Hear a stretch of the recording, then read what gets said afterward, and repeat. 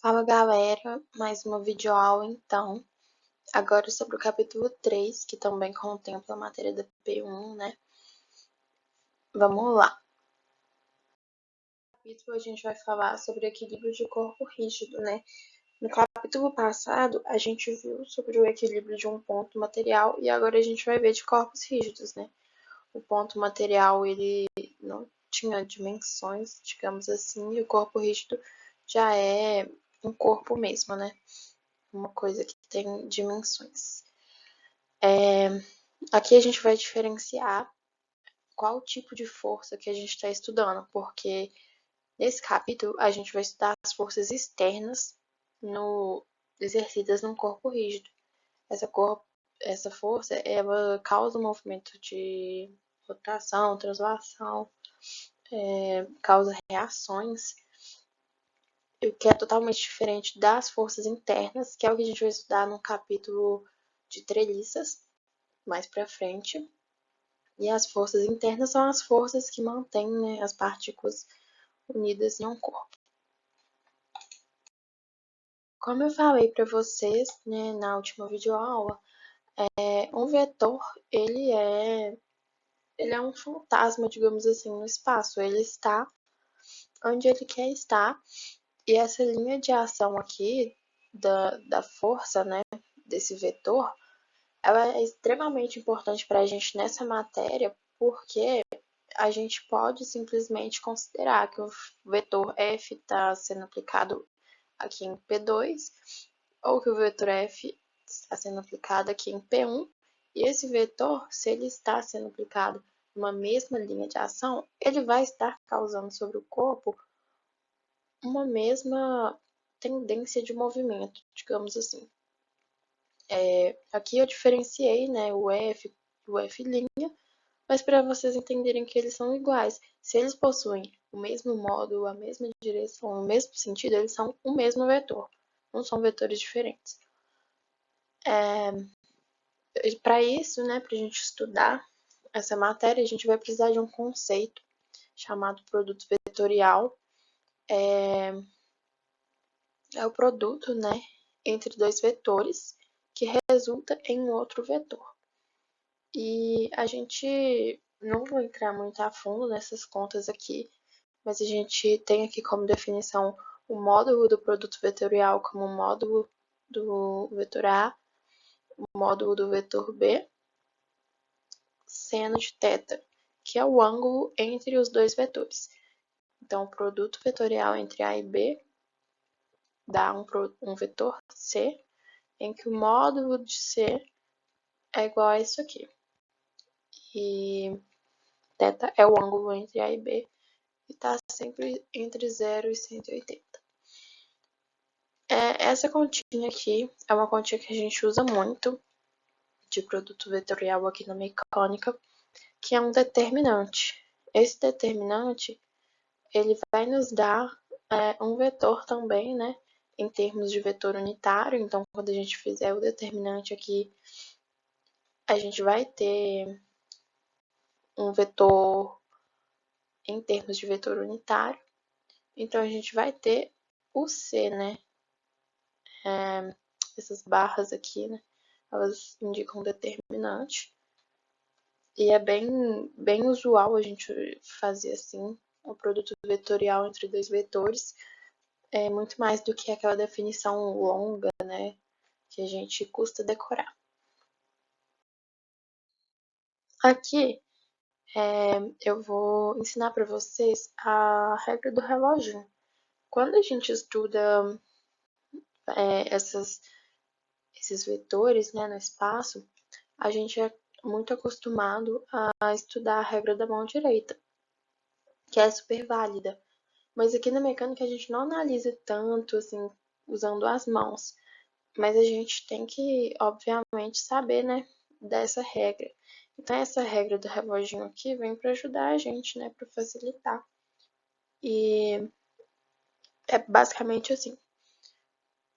Vamos fazer aqui o I vec J. O I vec J, ele vai nos dar o quê? ele tá indo nesse sentido aqui, né? I VEC J vai nos dar o K. Se tá indo no sentido da seta, é porque deu o K positivo. Agora vamos fazer aqui para ver se vocês entenderam o I VEC I. O I VEC I vai dar o quê? Vai dar zero. Por quê? O seno do ângulo entre I e I vai dar zero, né? Porque o ângulo é zero. Agora, I VEC K. O I VEC K, olha só, a gente está indo no sentido contrário da seta. Então, o I VEC K vai dar menos J. E assim vai, né, galera? A gente pode fazer aqui qualquer combinação. Mas vamos fazer aqui o K VEC I. O K VEC I vai dar o quê? Vai dar mais J. E percebam que I VEC K é diferente de K VEC I. Né? O I VEC K é menos J, o K VEC I é mais J. Isso porque o produto vetorial ele depende sim da ordem, né? Dos vetores que você coloca.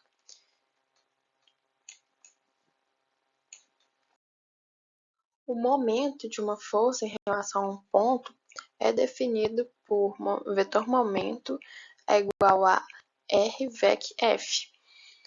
O F é a força, né?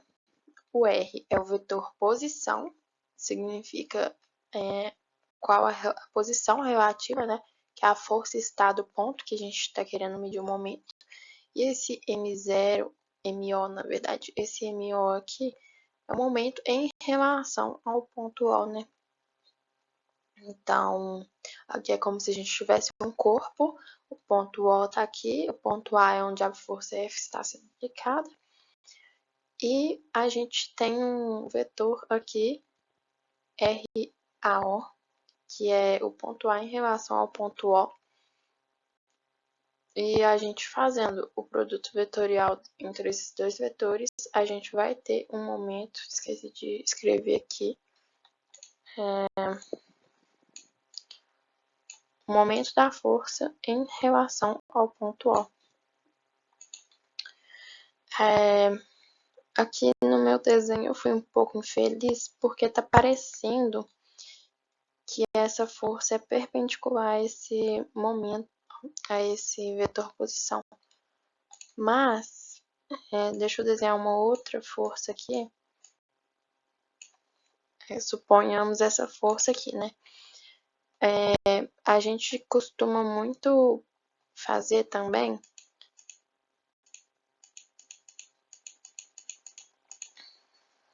aqui, essa linha tracejada que eu fiz é a linha de ação da força.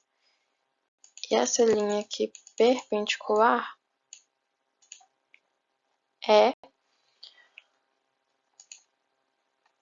D, que é a menor distância entre o ponto e a linha de ação da força. Esse ângulo aqui é o ângulo θ. Então, para a gente calcular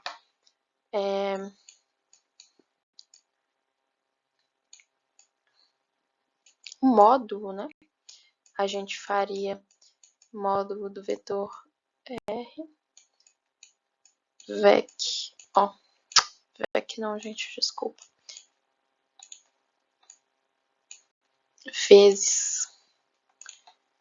vezes o módulo da força F,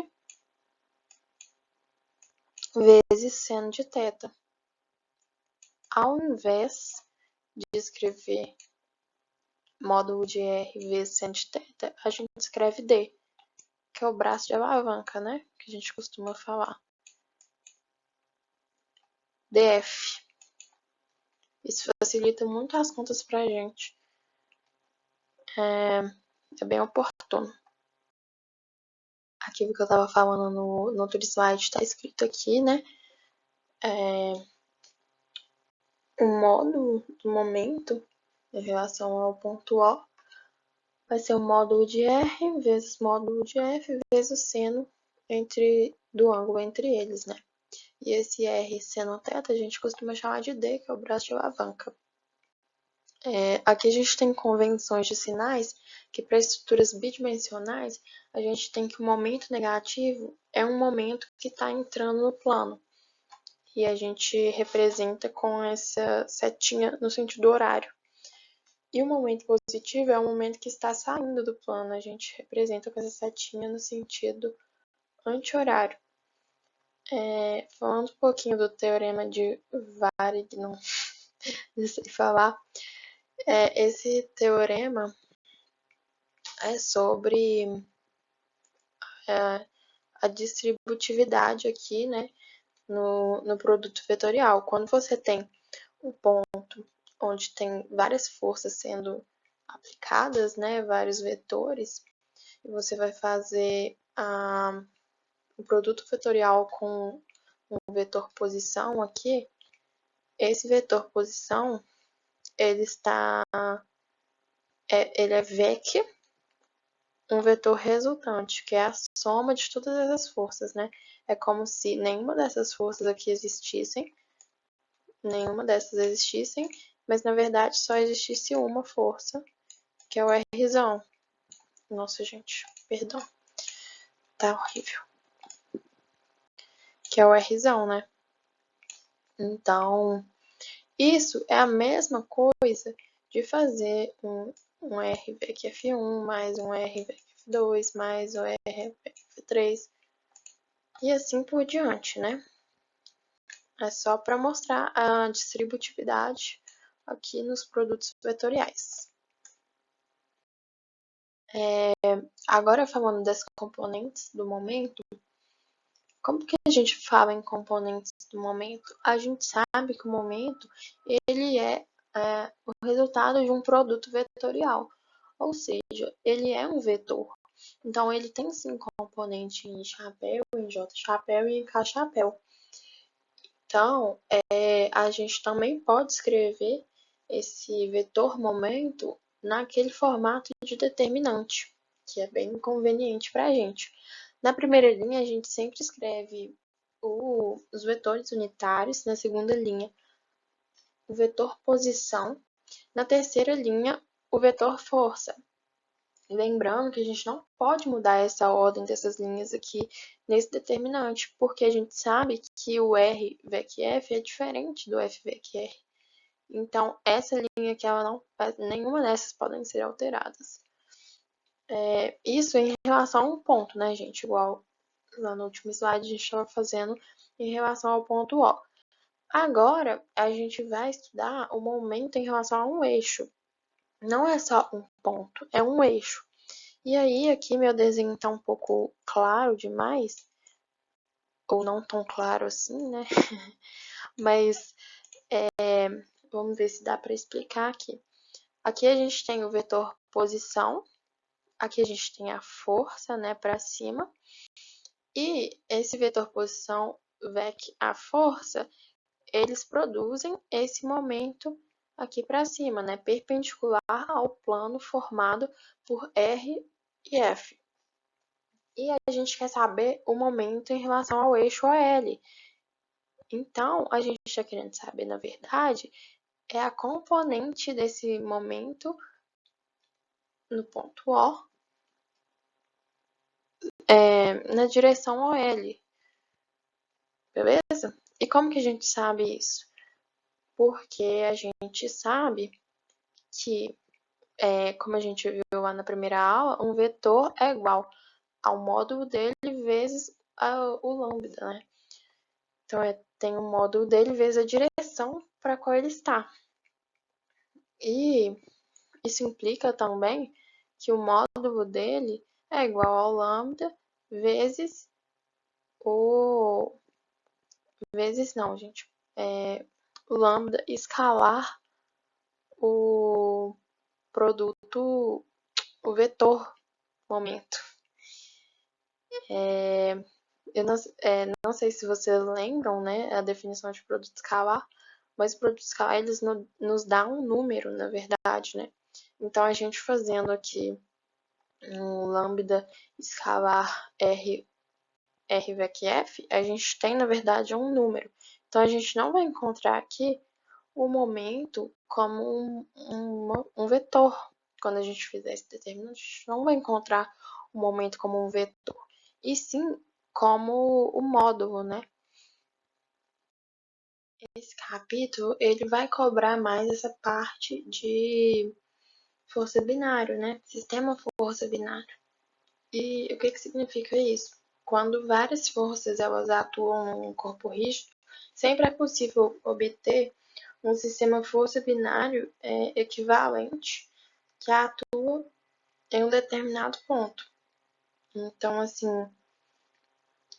esse sistema força binário, ele vai tender a produzir o mesmo movimento que as forças, né, todas elas separadamente promoveriam. E o que consiste isso? Quando a gente pega um exercício de sistema força binário, a gente faz dois passos, digamos assim. A gente calcula a força resultante, né? E, em segundo lugar, a gente calcula a somatória de todos os momentos que todas as forças fazem em relação a um determinado ponto, que é o momento resultante, né? E é por isso que a gente aprende aquela distributividade de produto vetorial, porque pode ser útil aqui também. Agora a gente vai fazer um exercício sobre o momento. É o exercício 3.42 do livro texto, né, Beer Johnston. E vamos lá. O suporte ACD, né, está articulado em A e em D, e é sustentado por um cabo que passa através do anel B e que está preso nos ganchos G e H. Sabendo que a tração no cabo é de 450 newtons, determine o momento em relação à diagonal AD da força aplicada no suporte pelo segmento BH do cabo. Então vamos lá, gente. Uma coisa que a gente vê aqui é que ele está pedindo um momento em relação à diagonal AD. Então a gente já sabe que o momento que a gente vai ter que calcular aqui é o momento em relação ao eixo, não em relação a um ponto. Então, um dos passos que a gente vai ter é calcular o lambda desse eixo aqui, além do vetor posição e da força que ele está querendo, né? Qual que é a força que ele está querendo? Aplicada no suporte pelo segmento BH do cabo, né? Então, é essa força aqui de tração, né? Então, o que a gente pode fazer? A gente pode pegar qualquer ponto que esteja nesse segmento AD, poderia ser o ponto D, poderia ser o ponto A, poderia ser um ponto aqui no meio, mas para facilitar as contas, a gente pega o ponto assim mais próximo, né? De onde a força está aplicada. Então, a gente vai calcular o produto vetorial entre essa força com a distância, né? Em relação a esse ponto A, isso vai nos dar um momento aqui para cima e a gente vai calcular a componente desse momento nesse eixo AD, né? Ficou bem confuso aqui, mas acho que deu para pegar. Então, vamos lá para o exercício. Primeira coisa, né, que eu digo para vocês, sempre desenhar o sistema de coordenadas, né? Aqui a Maria Júlia não desenhou, mas a gente tem que colocar os vetores unitários. O I chapéu tá para cá, J chapéu tá para cá e o K chapéu tá para cá. Ficou meio estranho esse meu J. Tá bom. Desenhei aqui as trações, né? É o mesmo cabo, tá, gente? Isso aqui é o ponto B, que tem um anel. E dentro desse anel passa um cabo, como se o cabo passasse por dentro do anel, né? E aí, o que acontece? A gente sabe que a tração durante todo o cabo é a mesma. Então, falou lá que a tração no cabo é 450. Então, a gente sabe que o módulo desse vetor aqui vai ser 450, tá bom? Aqui a gente pegou também as coordenadas, né, cartesianas dos pontos, porque a gente vai precisar para calcular a força, TBH, tanto a força, né, quanto o lambda AD, que é o do eixo que a gente precisa calcular o momento, né? E aí, o que a gente vai fazer? Seguindo essa linha de raciocínio, a gente calcula esse TBH, a gente calcula qual é a posição que ele está do ponto A, né, que foi um ponto arbitrário que eu peguei no eixo AD, eu poderia ter pegado qualquer outro ponto. E a gente depois calcula o vetor unitário AD e faz o produto escalar com esse vetor resultante do produto vetorial. Então, vamos lá para o cálculo de TBH. A gente faz o lambda, né? Aqui a gente fez o ponto H menos o ponto B e dividiu pelo módulo desse vetor aqui, pelo módulo do vetor BH, e temos esse lambda aqui. Como eu falei, né? O módulo lá no fio, a tração, é 450 em qualquer ponto que eu pegasse. Então, eu tenho aqui o vetor, né, o TBH. E aí a gente vai definir qual que é o vetor posição de B para A. Se vocês olharem lá na figura, vocês vão ver que o vetor, que o A, ele está a 0,5 metros do B e no eixo X, tá? Então, é por isso que a gente faz aqui que o vetor posição relativo entre os pontos A e B é de 0,5 em I. E aí a gente já pode calcular o vetor momento. A gente calcula o lambda, né? Que vai ser o ponto D menos o ponto A, dividido pelo módulo do vetor AD. E a gente vai chegar aqui no lambda 0,8 em I menos 0,6 em K. E assim colocar lá no determinante, né? Vocês lembram que a primeira linha é o lambda, a segunda linha é o vetor posição e a terceira linha é a tração, né? É a força. E aí, como eu disse para vocês, isso aqui não vai nos dar um vetor. Isso aqui vai nos dar um número, um escalar, né? Vocês podem notar, não vai ter I, J, K. A gente não tem como saber para qual direção isso aqui tá. Então, é apenas um módulo que as contas deram menos 90 Newton vezes metro, que é a unidade de medida, né, do momento. E assim finaliza o exercício, que é bem tranquilinho. Alguns exercícios também, eles pedem, às vezes, em relação ao eixo de coordenadas, né? Então, tipo assim, isso é tão difícil. A gente tem aqui y, x e z, né? Então, às vezes ele pede o momento em relação ao eixo Z. E aí, como é que você faz? Ao invés, né, de colocar 0,8, 0, 0,6, você coloca 0, 0 e 1, né, em relação ao Z.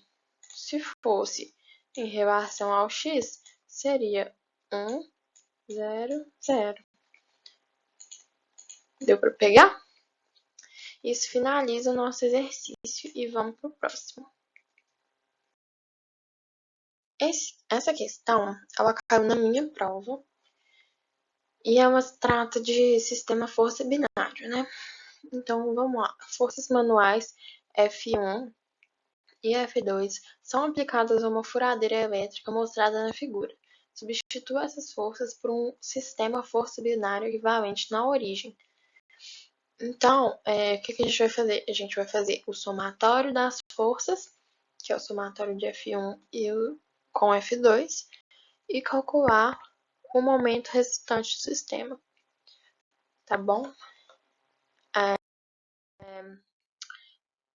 gente sempre escreve aqui as coordenadas, né? O sistema de referências utilizados. As forças já estão lá no enunciado do exercício, então a gente só copia mesmo. E o que a gente tem que fazer é definir, né, o vetor posição. Aqui eu coloquei como R10, R1O, né, no caso, e R2O, porque é 1, que é o ponto que o F1 está sendo aplicado em relação à origem, e 2, que é o ponto que F2 atua, né, em relação à origem. E aí, como que a gente faz isso, né? Olhando a posição relativa entre esses dois pontos. Então, a diferença, né, entre esses dois pontos é a posição relativa entre eles. Então, fazendo aqui as continhas, a gente soma F1 com F2 e a gente tem aqui a nossa resultante. E o próximo passo é somar os momentos do sistema para ter um momento resultante. E esses momentos tem que ser em relação ao ponto O, porque o exercício pediu, né, o enunciado pediu um sistema força binária equivalente que atua no dado ponto O. Então, esses dois momentos aqui tem que ser em relação ao ponto O. Esse Rzinho aqui é de resultante, né? E aí, como que a gente calcula o momento 1, 0, né? Primeira linha IJK, segunda linha vetor posição, terceira linha vetor força. Então, aqui a gente tem todo o momento, né? Aqui é a conta aberta e aqui já simplificado. A gente tem o momento de 1 em relação ao ponto O. E o momento de 2 em relação ao ponto O no mesmo esquema. No fim, a gente soma eles, né? A gente está querendo o momento resultante. E esse é o sistema força binária equivalente. Essa força e esse momento, eles são equivalentes a todas as outras forças e a todos os outros momentos existentes no sistema. É isso. Espero que vocês tenham gostado. Bons estudos para todos e até mais.